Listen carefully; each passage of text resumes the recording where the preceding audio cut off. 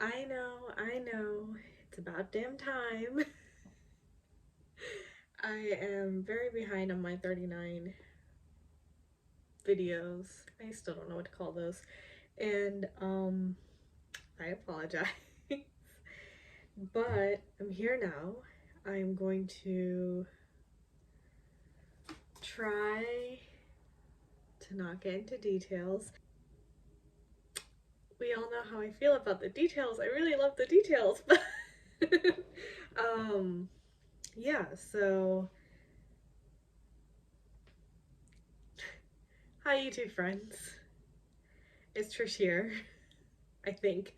And welcome to my little corner of the internet where today I'm going to be recapping, reviewing, slash commentating on episodes 9 and 10 of the K-drama 39. We're going to try. Let's begin with episode 9. It does start off with a flashback, and we see Mi-hyun as a young girl, and so it appears that her family had always sort of volunteered their time, maybe some weekends, at the orphanage, and Mi-hyun took a liking to Mi-jo and pestered her parents into adopting her. So that was the flashback, and there's a moment where Mi-jo is asking how long, will I be staying with you before I'm back over here? Because if we remember, she'd been adopted twice before and sent back. Anyway, her mother has a very sort of sweet response in that, how high can you count to? She says 1,000. So she's like, you can stay 1,000 nights and then 1,000 more and over and over and over again. So that's the title of the episode. Of course, there's a callback at the end, but before we get there, we are picking up actually a little bit before where episode 8 had ended, and we're seeing Mi-jo's side, and she's having her very first meeting with her biological mother, and it did not go at all as she had semi-expected it to. She had apparently run through so many scenarios, but that was definitely not one of them. Basically, there was no warmth. Throughout the meeting, Mi-jo is sort of grappling with how, I wouldn't say cold. It's not that the conversation was cold, it just was, I don't know, she harped on silly things. And so Mi-jo's just grappling with that, and it wasn't until her biological mom said, "Oh, I'm babbling, aren't I? I guess it's just because I haven't seen you in a while." It's not until she said that line that Mi-jo's suddenly shocked, amazed, dismayed, hurt, upset, angry, disbelief, like all of the above. Because haven't seen you in a while. The hell is that? Anyway. So this is why she gets up and she leaves quickly into the conversation. And her friends and Sonju are waiting outside for her, but as episode 8 had ended, she was just a sobbing mess. And so they end up in the car, and she sort of cried everything out, and everyone is silent and just waiting for her to say what happened. And everyone is in disbelief at how that meeting went. Mi-jo goes home. She wants to tell her family that she met her biological mother because she feels that if she doesn't tell them, she'd be lying. But when she arrives home, she sees that her mother has hurt her hand. So yeah, she decides not to say anything in that moment. And instead, she spends the day helping her dad clean the place. And her sister arrives at night with some food. And even though there's a moment where Mi-jo's mom sort of asks her, "Did you have something to say? Like, is something on your mind?" And she does hesitate, but then she looks at her hand and she's like, Mihyun just picks on me all the time, every day, and it's hurtful. So she just blames it all on her sister. And anyway, they have a nice evening together, all of them. While they're doing that, Chanyeong is sitting alone in her apartment in the dark on the couch, and it's very depressing and sad. So thank goodness her parents ring on the doorbell, and apparently they were looking at apartments nearby because they'd like to move closer to be with her. And she's like, "Why are you doing that? Just move in over here with me." And it's actually kind of sweet. Her mom is just like, "Oh, well, you know, you have," which she's referring to Jinsok.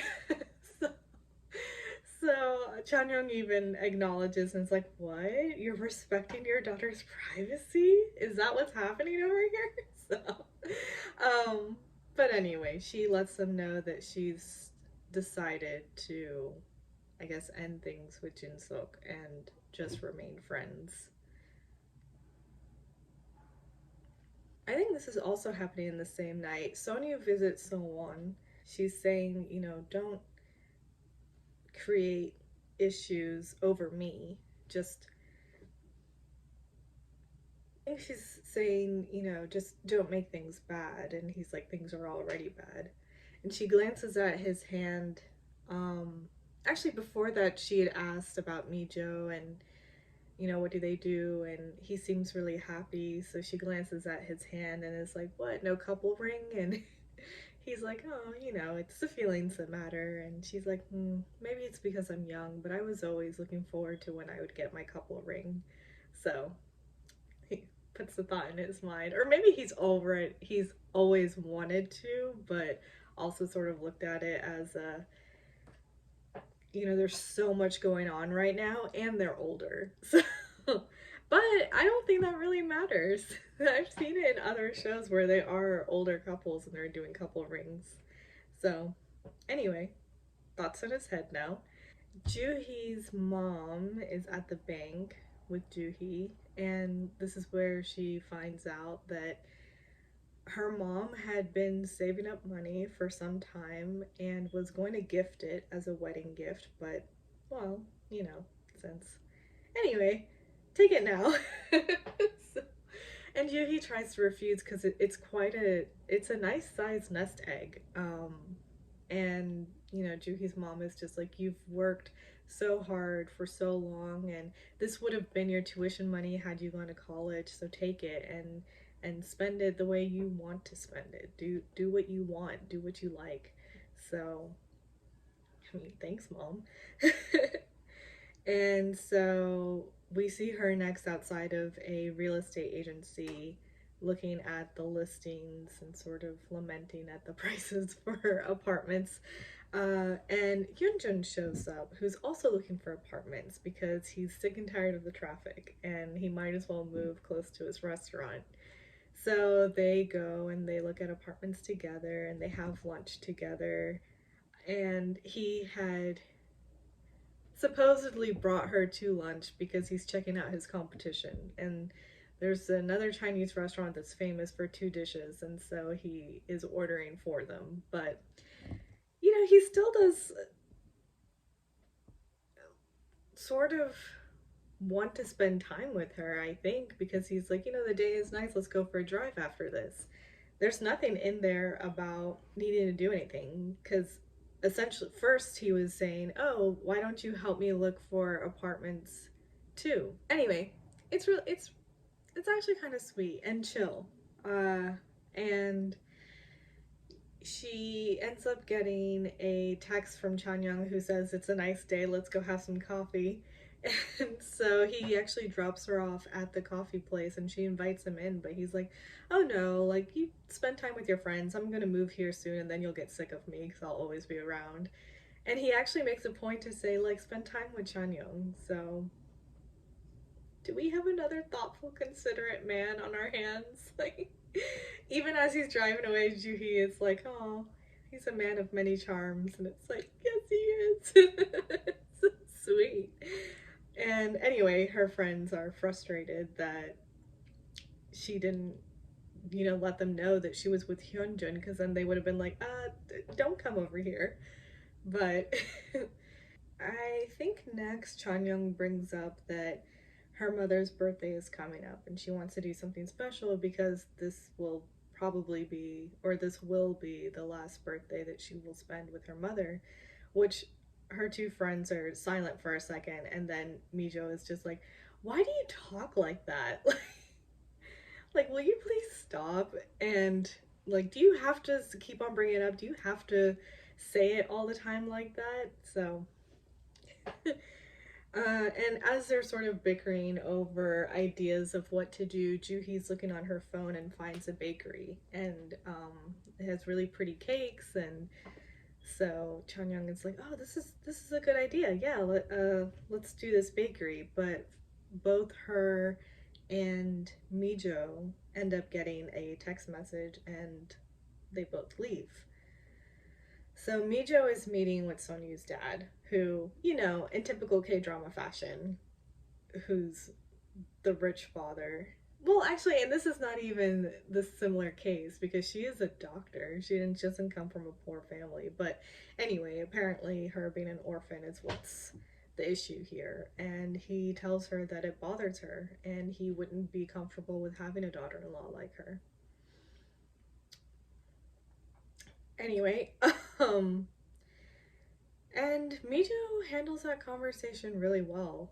She just sort of sits and she listens and she lets him know that I understand that this makes you uncomfortable, but and so he takes that as okay, so I can go back to Boston and not worry, right? And she's just like, this is not going to be the reason why we break up.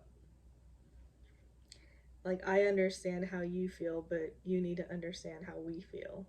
And Sonju is his own person and can make or will make his own decisions with his heart.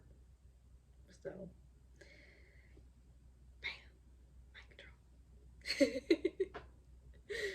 And yeah, Chanyeong is meeting with Sonju, and we find out that essentially Sonju kind of stole Jinsok from Chanyeong. Basically, way back in the day. Okay, this I don't get. She saw Jinsuk at a club on the phone begging with a woman to take him back, that he made a mistake and he understands, and to please give him a second chance. And she fell in love with him at first sight and said that this is the man for me. What? Anyway, so apparently that was the case, and she said that I guess the conversation didn't go well because he continued to drink after that. And so when he was just a drunken mess, she took him to a hotel room and then told him after that she was pregnant. And it's like, did they even have sex? Like, maybe they didn't, and he obviously doesn't remember because he apparently blacked out, and she just made it seem as if they did, which means that after the fact she had to have gotten pregnant somehow, because unless she was pregnant to begin with, I don't know. Unclear on the details, but so yeah, and it wasn't until they got back to Korea and she met Chanyeong that she realized that Chanyeong was a woman on the other side of the phone. And anyway, she's come to ask Chanyeong a favor, and that is to speak with Jinsok to let her have a second chance to be a mother to Juwon. And she says that he can watch her, and if she messes up, then he can take her son. She just wants a second chance. And as she's leaving, she tells Chanyeong that, you won. I was never his woman, so So that happened. Chanyung meets with Jinsok to let him know all of that and asks him not to get a divorce, that you don't know with time what will happen. Which he sort of gets upset, and he gets up and he tries to sort of move past that and say like, oh, we should go get some tea or something, and she lets him know that she doesn't want to leave him alone. And I guess this was just too much for him, because now he's like, also as Mijo, but more in an upset way, will you stop talking like that? Like, stop saying things like that. Stop bringing it up in that sort of way. And why should you worry about that? Like, you were alone for over a decade because I was a coward. So basically, like, don't worry about me. Don't think about me. Like, every moment is precious. Every walk, every meeting, every, like, day that we have together is precious, and that's how he wants to spend it. So, and she tells him that, okay, I won't speak like that anymore. Get a divorce and come to me.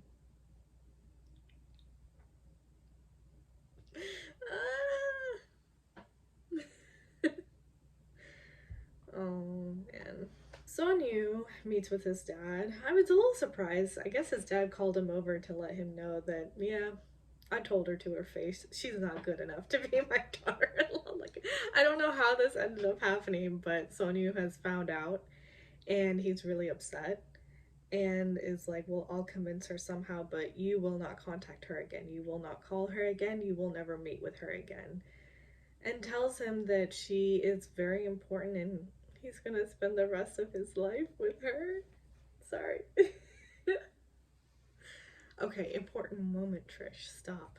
His dad is, of course, angry and upset, and Sonju tells him that Mijo has taught him that, you know, you can't stay silent when someone is doing something wrong. Staying silent is wrong, and you should stand and protect the ones that you love. Because he's talking about how they are family. Sonju, his dad, his mom, and so on. And even though his dad had made bad choices, they all always stood by him because we're family. But he says not anymore. Like, I'm not standing by as you do and make bad decisions anymore. So he gets up to leave, but before he does leave, he says that, you know, you are someone who's precious to me. So just try to remember that, which I think is really kind to do. You know, oftentimes when we're in fights and everyone's just so angry, you just feel like there's no love over there anymore, and they don't care. So I think it's a nice thing to still sort of towards the end be like, you know, I do still care about you. I do still love you. It's just, I don't support this.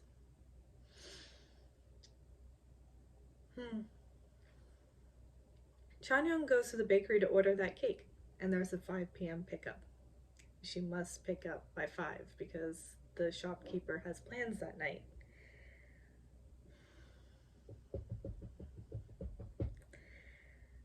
And Sonju has set up an afternoon together with Mijo, kind of whisks her away, cleared her schedule, takes her to the beach. They have a really nice time over there, and then they go to a cafe afterwards. And it's really funny because Mijo's just like, wow, there's like no one over here. And then I'm gonna butcher the name again, Rachmaninoff,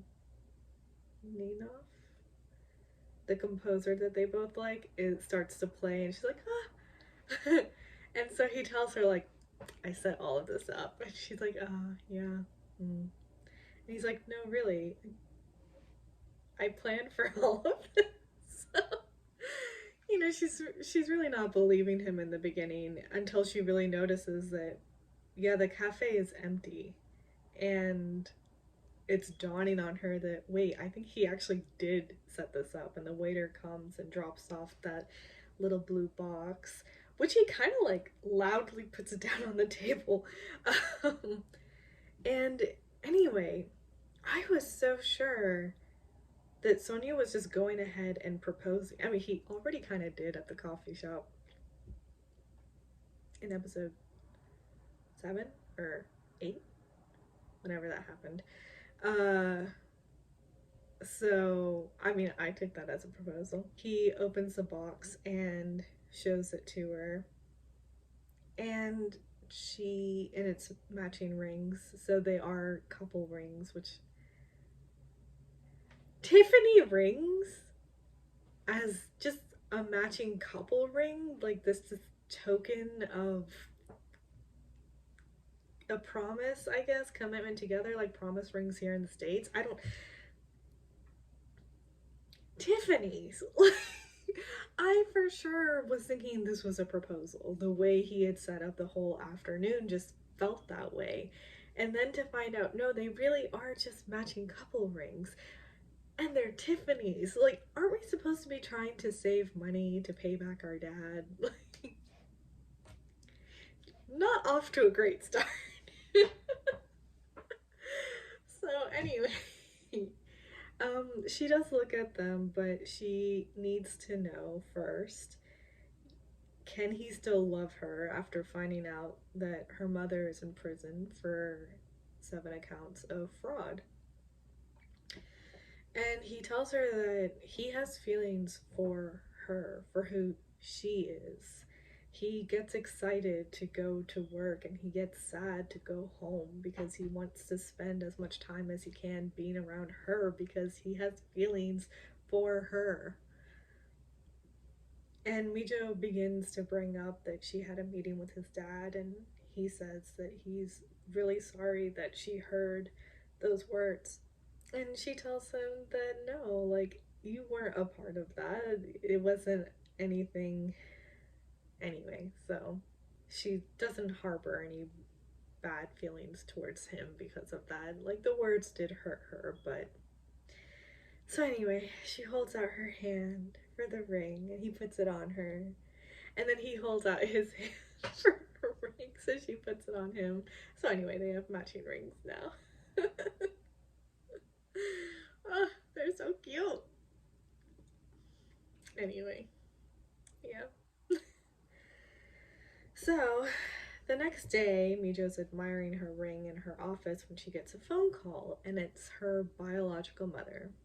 Her mom wants to have her cell phone number to be able to contact her when she needs to, and Mijo tries to evade giving her number over and eventually gets to, I really need to discuss this with my parents. And this angers her bio mom because what's it to them? Why do they need to know anything? And then tries to sort of reel herself back and calm down and say, come on, you're 39 now. Like, you're an adult. You can make your own decisions. Well, Mijo gets off the phone as quickly as she can. Okay, so Chanyong is buying a gift for her mother. She's buying some shoes and she's feeling really sick at the store and she ends up collapsing. So she fainted and wakes up in the hospital, and her first thought is, oh no, the cake. Because it's way past 5 o'clock. I think it's like 7 or 8 or something when she ends up making it to the store. And the really frustratingly annoying thing is it's all glass front, so she can see into the store and can see the display case and can see the cake for her mother that she had picked out. And her friends arrive and she talks about how frustrated she is because she picked out her mom's favorite flavor, even had a message written on it that she'd come up with, and she really, really wants that cake. And they end up sitting on the sidewalk and Mijo asks her, like, do you really want that cake? Like, are you desperate for that cake? And she tells her, if you were in my position, you would be too. So Mijo's like, all right. And they all have bricks And they toss it, break the glass. Chanyeong gets the cake. They send her on her way and say, no, don't worry about anything over here. We will take care of it. You go. So Chanyeong leaves with the cake. And Mijo and Juhi look at the mess. And then they go and they're sitting down. And Juhi is just like, what do we do now? Like, how? And anyway, Mijo's like, well, we have to turn ourselves in. And there's a moment over here where Juhi talks about how, do you remember when you said that you looked at the beautiful stars and it made you sad? I just wanted to let you know that I understand what you mean. Which I was curious on, like, I feel like I had heard when I was younger that some people would tell kids, when family members pass away, they turn into a star up above so they can keep watch over you. I wonder if that is along the lines of what they were talking about. So anyway, I'm still a little bit in the dark, but they have a small moment over here, and anyway, Mijo calls the cops on themselves. Uh, and Chanyeong has a really lovely celebration with her parents.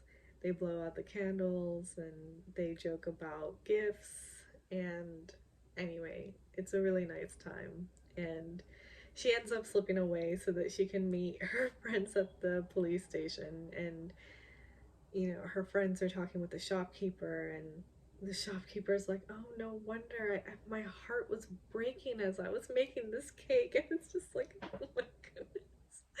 And Chanyeong arrives, is like, I'm so sorry, like, it was the circumstances. I had my reasons. I will pay for everything. Please, please, just settle. Basically, don't press charges. And the shopkeeper like takes both of her hands and it's like, no, it's okay. I just want you to know, like, keep strong. And Chanyeong's like, okay. And then she looks over at the cops and all of them are just like, like, stay strong. You got this. And so she gets it. Her friends have told them that she has cancer. And so she looks at Mijo and Juhi, who like avoid eye contact with her. And it's just like, of all the times to use this excuse, I mean, this is the time to.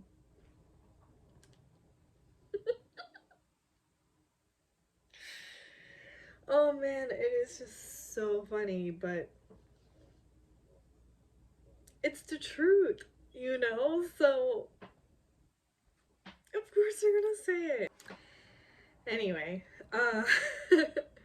so the drama is ending with the three of them going out for sort of a celebratory late night dinner, and Chanyeong buys them some spicy chicken gizzards, I think, and soju, and they realize that Mijo has the couple ring, and Chanyeong says like, oh, look at you, 39, and you got your first couple ring.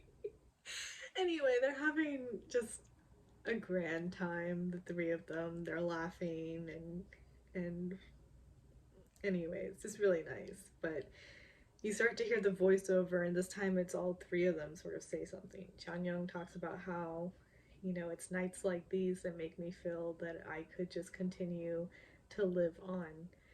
And Juhi is talking about how she'd never considered what life would be like without Chanyeong. Like, it's always been the three of them. She'd never considered it without Chanyeong, and wonders if they'll be okay. And Mijo is talking about she's wishing that they could have 1,000 nights like this over and over and over again.